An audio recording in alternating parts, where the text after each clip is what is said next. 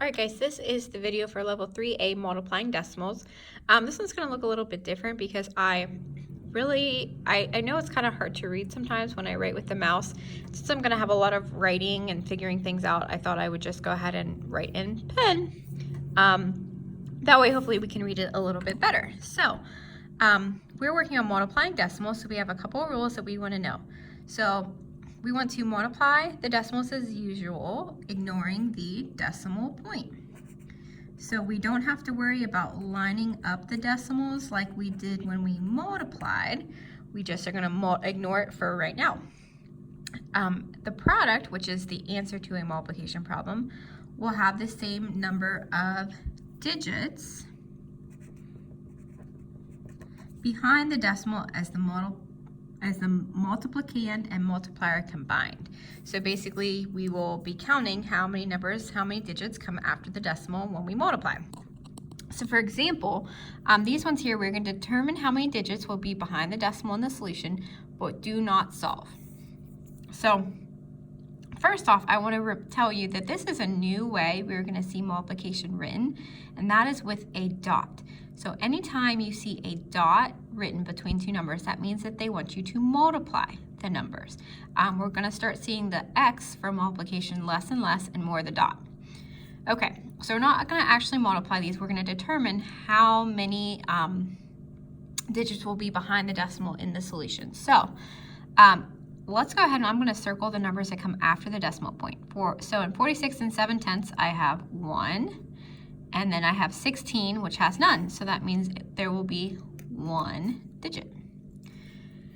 Okay, the next one, I've got 1 number, 2 numbers, 3, 4. So there would be 4 numbers after the decimal. Okay, and in this one, I would have, there's 1, 2, 3. So 3. Okay. We can also use estimation to check for reasonableness. So when I have you estimate, I'm not just doing it just to make you do it, but because I want you to help check if your answer makes sense. Okay, so we're checking for reasonableness. So I'm not going to do all of these just because you've already done an IXL about estimating, so I feel like you guys are doing pretty good with that. What they tell us to do is round to the nearest whole number. So they rounded 1 9/10 to 2 and 6 days to 6. So that means 12 should be close to what our answer is. Okay. So I'll do one more. 94 hundredths. It's either going to remain 0 or go up to 1.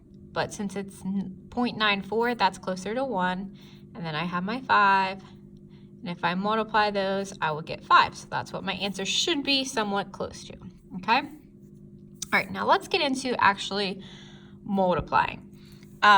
So whenever we multiply, we do not have to line up the decimals. So I'm going to use this grid to help me, but I do not have to line my decimals up. Okay?